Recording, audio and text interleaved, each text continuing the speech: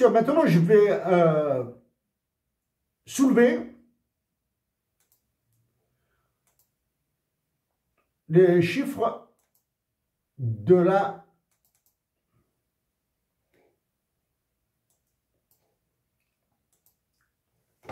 Ça, ce sont les données brutes tirées des statistiques de la Banque mondiale la semaine passée. Voilà. J'ai laissé les données telles quelles. La seule modification que j'ai faite, c'est que j'ai créé des espaces ici pour m'éviter de mélanger des données qui n'ont pas de sens.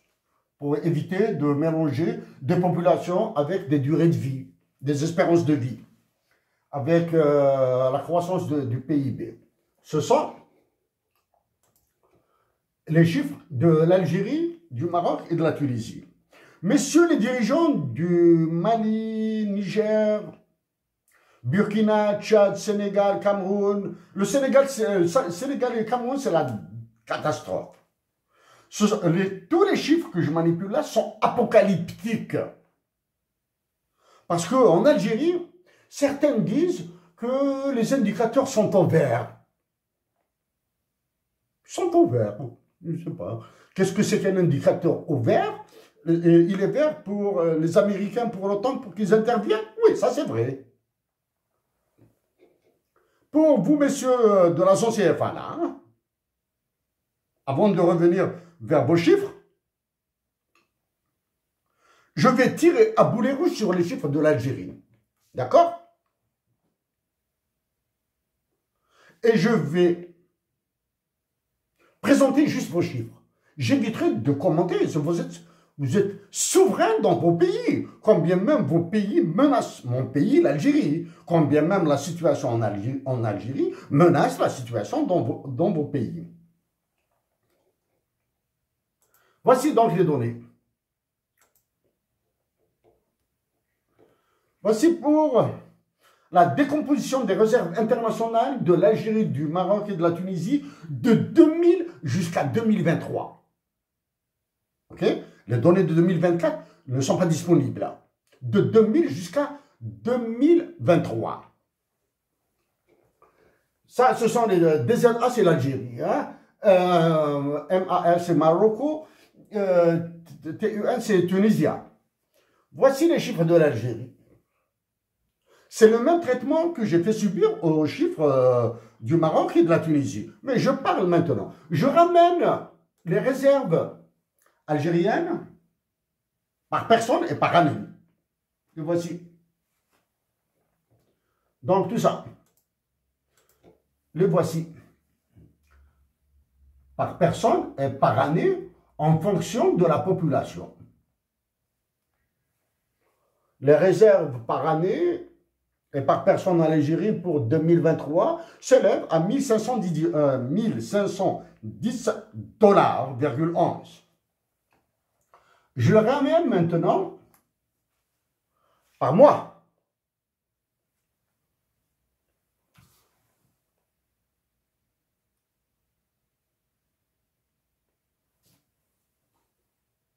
Hop, je vais montrer.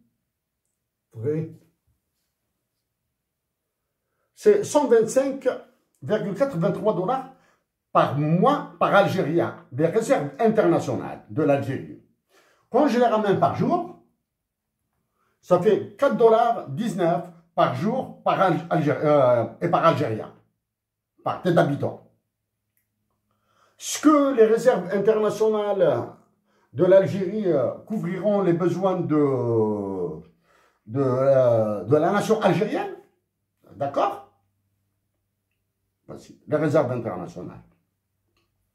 Et ensuite, dans ces réserves internationales, j'ignore le montant qui est engageable. Hein. J'ai pris le montant balancé par la Banque mondiale, 46 164 219. Ouais, c'est ça. Les réserves, l'unité c'est milliers de dollars. J'ai balancé ça et j'ai fait des calculs automatiques. Hein. divisé par 12, divisé par 365, divisé par le nombre d'Algériens, divisé par 12, divisé par le nombre de jours.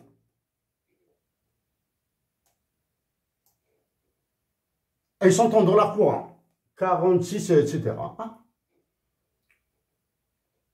Si par malheur, à la stagflation que subit l'Algérie, s'ajoute un effondrement des prix, des exportations,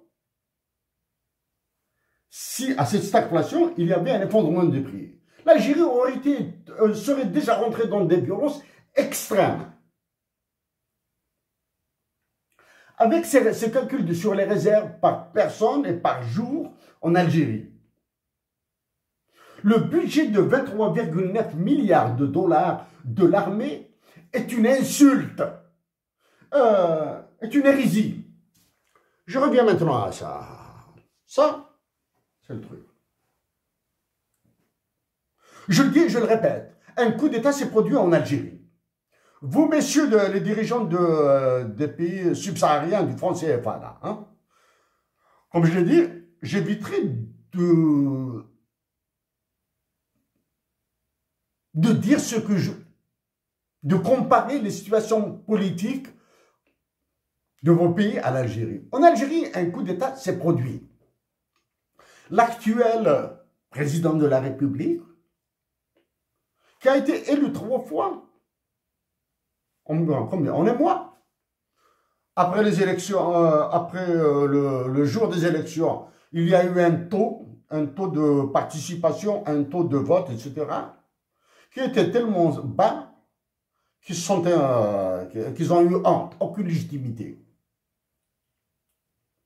Une légitimité populaire. Ah, pour la démocratie, c'est une autre histoire, là. Ensuite, ils ont refait les calculs. Ils ont réélu la même personne avec un taux plus gonflé. Non, c'était encore insuffisant. Ils l'ont réélu une 3e fois avec d'autres chiffres surgonflés. Et c'est devenu ridicule. Ok, ça c'est le truc.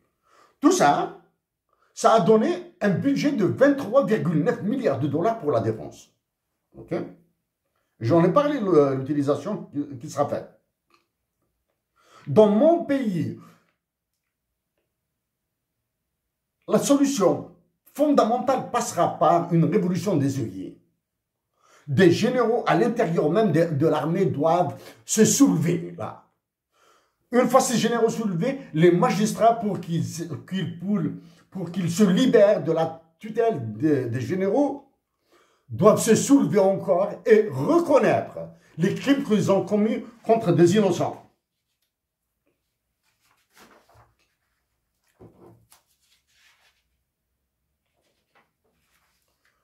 Ça, c'est un exemple. Maintenant, mais pas encore, je n'ai pas encore terminé.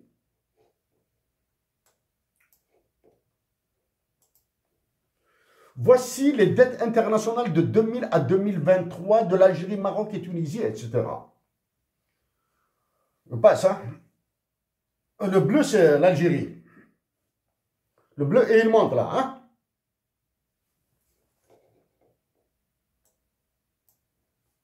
L'Algérie, elle est de 7 milliards 315 millions 265 000 dollars.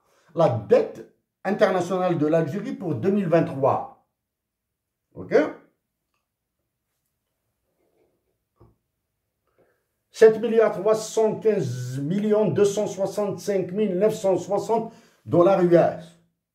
Question simple. D'où sort cette dette?